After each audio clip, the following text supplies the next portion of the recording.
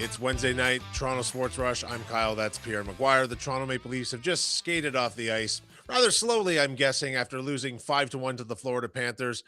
Turns out, Pierre, the state of Florida is not kind to the Toronto Maple Leafs after this long break. No, they weren't kind to themselves either, though. Let's be fair. They were not very good the first 20 minutes of this game, and the damage was done after Florida went up 3-0. They get a power play goal. They get a shorthanded goal. Nylander with a turnover. I don't know what any other way to describe it except this was not one of the better efforts through the first 20 minutes. Now, to be fair, I thought the last 40 they were a lot better, but that was not a particularly good first period. And I thought they were going to bring the heat. I really did after what happened last night, and they just weren't able to do it. Yeah, I don't think many people can find too much fault with anyone not being able to deal with the Tampa Bay Lightning right now. They're one of the hottest Mhm. teams in the league. They're one of the best teams in the league. No harm, no foul in losing to them, and they stuck with it to the end. Sure, fine. But the way they came out of the gate tonight, we are past the point in the season where we can find a silver lining in playing the last 40 minutes well. This team is not in a position to take a single period off, especially against a team, though struggling as they are, the Florida Panthers are not going to let any hockey team get away with that. What was really scary to me when I was looking at it and breaking it down, there was one point in the first period, the shot attempts, Kyle, were 24-4. Yeah. Like, that's not even normal.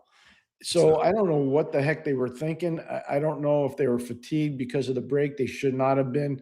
But this was, and in their end zone coverage, there was no communication. I feel bad because then you could see they probably got tongue lashed pretty good after the first period. Yeah. And then they woke up and they were much better. And Bobrovsky, to his credit, made some amazing saves in the second and a ton in the third. But the damage, like I said, was already done. Yeah, Bobrovsky was very sharp. He made a lot of really big saves, but as you say, too little, too late for the Leafs at that point. Anyways, you fall down that far to a team like this. So, I mean, we can talk about so many things that happened in this game itself. Like the Leafs, the Panthers won 55% of the faceoffs. That's generally going to favor a win for them almost every single time they play that way. Brad Marchand came out of the gate full of piss and vinegar off Mhm. the Olympic loss. No surprise there. But he was they couldn't contain him, and then he scored two while hitting an empty net goalpost, which was kind of hilarious in a weird way. But as you say in the first period, shots coming from distance, they're not no real chances early. They get the lecture between periods, of course, but they still didn't come out and get the job done. They didn't have much might on the power play. They just look listless. And, we're going to get into what the future of this team is, but why would the fan base not already begin to check out from the effort they saw in the first period tonight? And then a rally throughout the rest of the game, but certainly not good enough to get the job done against a team below them in the standings. If you really want to win games in this league, your star players have to be stars. It's just the reality of the business. So I'll just do the fact check on this. Willie Nylander, I would say, was not a star tonight. Austin Matthews, I would say, was not a star tonight. John Tavares scored a goal. It was a strange goal, but he scored a goal. So I'll say he was a star, not a superstar. The defense, I wouldn't say anybody was a star.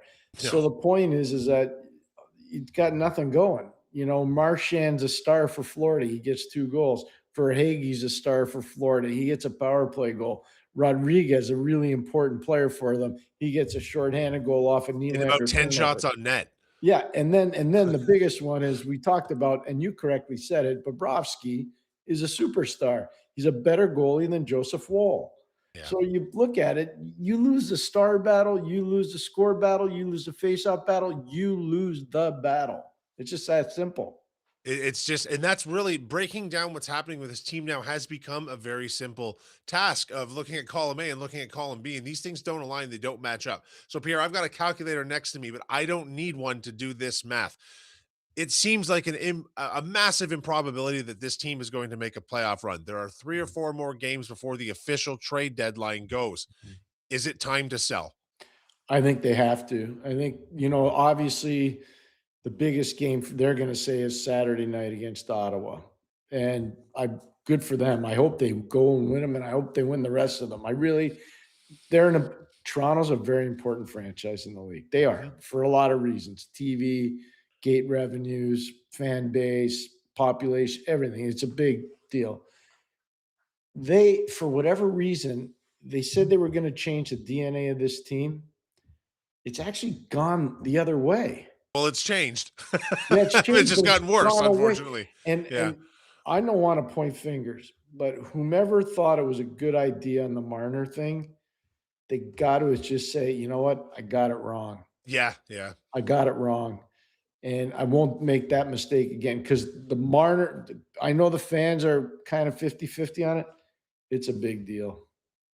Yeah, it seems to me like this team is a long way from swapping in a few pieces. They Yeah. need to make sure that they can get back something for guys that are likely to leave. They cannot miss that opportunity coming up to this trade deadline now.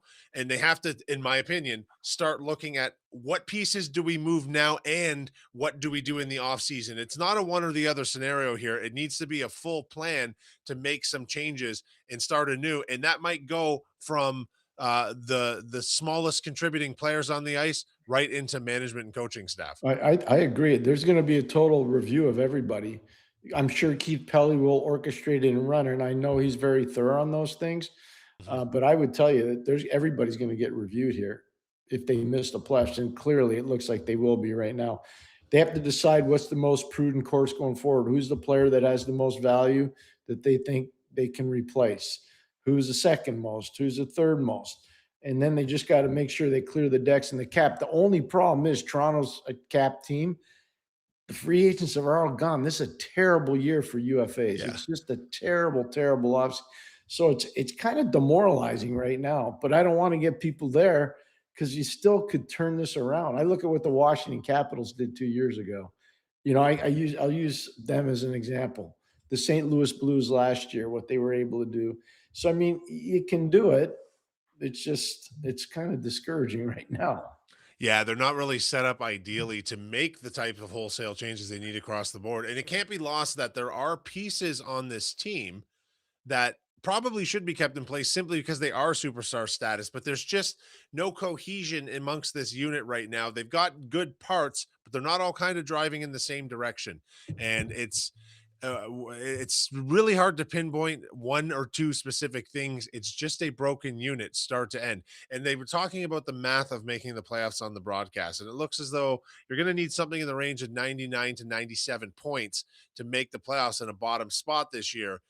Well, the amount of games they have left, they have not actually secured that many points that they would need to get to that number in that Right. stretch over the last two seasons. So they're not suddenly going to be playing better than they were last year. They're in a really tough spot right now. And it's the double digit formula. So once you're double Yeah, digit points out by the time the Olympic breaks, or they're past the Olympic break now, yeah, you lose games, you lose points, you lose traction, you lose. It's just the way it yeah. works. So that's where they are right now. I again, the first period was horrific, It was and there's terrible. no other way to describe it. This is like the most important period of your season, and you're ready to play. I don't understand that concept.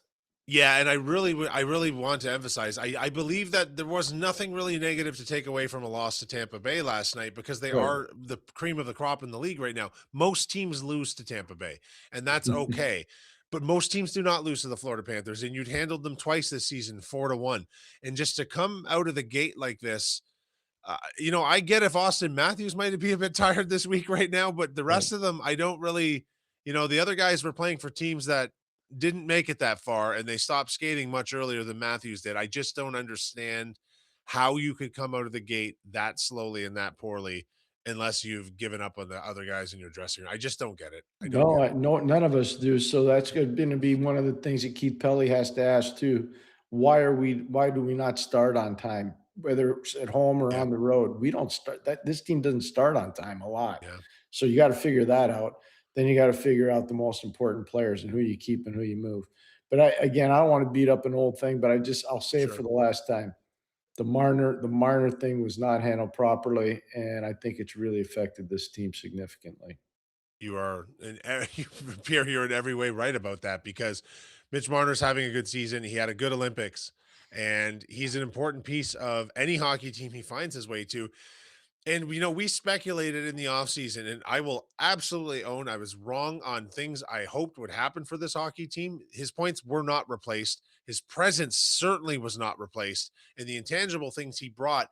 And I think he is one of those people that was largely responsible for bringing out the best in Austin Matthews, because we saw Austin Matthews play at a high level in the Olympics when he was surrounded by Mhm. Marner-esque level talent. Now, Nylander is that guy, but he plays a very different game. So it's hard to say that he's going like Nylander's the guy that will pair up really well with Matthews on the power play and such. But Batman lost his Robin, and I'm not even sure which one was which at this Yeah. point. That's such a good line, and it's really fair. Here's one thing I'd like to say: if upper management deems Willie Nylander is an important player with this team, they have to have a sit down with him. And Yeah, the Willie Styles thing is cool, but that's not going to put points in the bank. right. It's an everyday commitment. You get breakaways, and he gets a lot of them. You got to bear down. You get a huge responsibility to be on the power play. It's happened more than once this year. You can't be turning pucks over because you're reckless. Last tonight, this was a huge play on the Rodriguez shorthanded goal, the turnover by him. So if you're going to be that guy, and I've been part of these conversations with other star players, you got to be that guy. And right now, he's not that guy, and he needs to be because he's that talented a kid. Yeah, they desperately need him in a leadership role along with the production role that he does tend to occupy most all the time.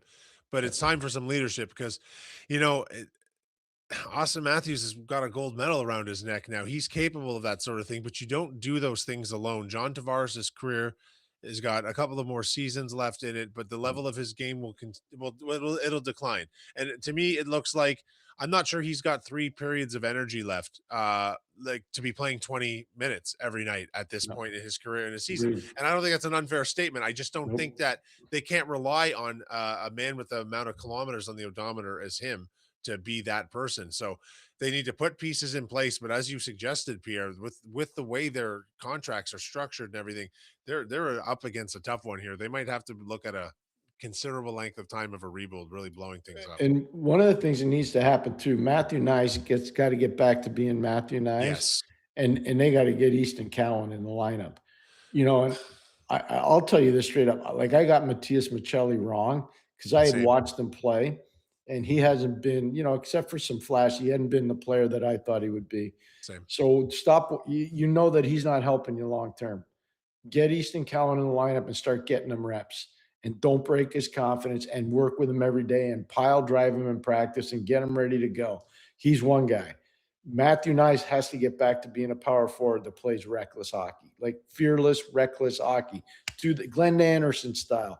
Go to the net, finish your check, dominate board play, be a big, physical, strong guy. I didn't see that tonight from him. No. I didn't see it at all from him, and I haven't seen it in a long time. Now, he seemed content to stay on the perimeter. He did not seem to be getting low the way he can.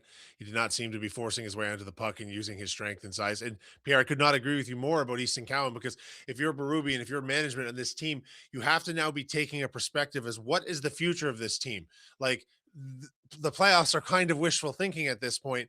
You don't want to damage this young man's confidence when all he can really do right now is go out there and bring some youthful enthusiasm, some speed, Mhm. some energy, and just let him make the youthful mistakes he needs to make. Because at this point in the season, it's kind of a wash to not have him in the lineup again tonight, to not have him in the lineup since January. It's just, I think that's a colossal mistake if you're trying to look at what this franchise is to become with some moves they hopefully can make somehow.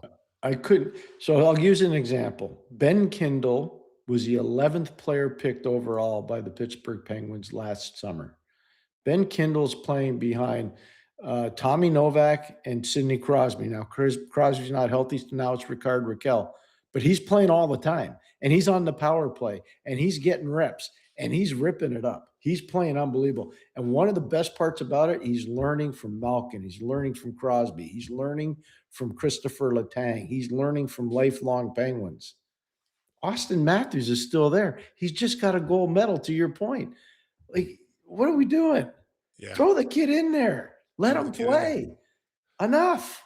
Like everyone else is making mistakes. Like Morgan Riley brutally blew a tire, and thankfully that goal got called back. He looked terrible on that play. Let's not pretend Nylander giving up that shorthanded goal, inexplicably giving that puck away on the power play. The top flight guys on this team are making mistakes too. Why can't we let Easton Cowan into the lineup?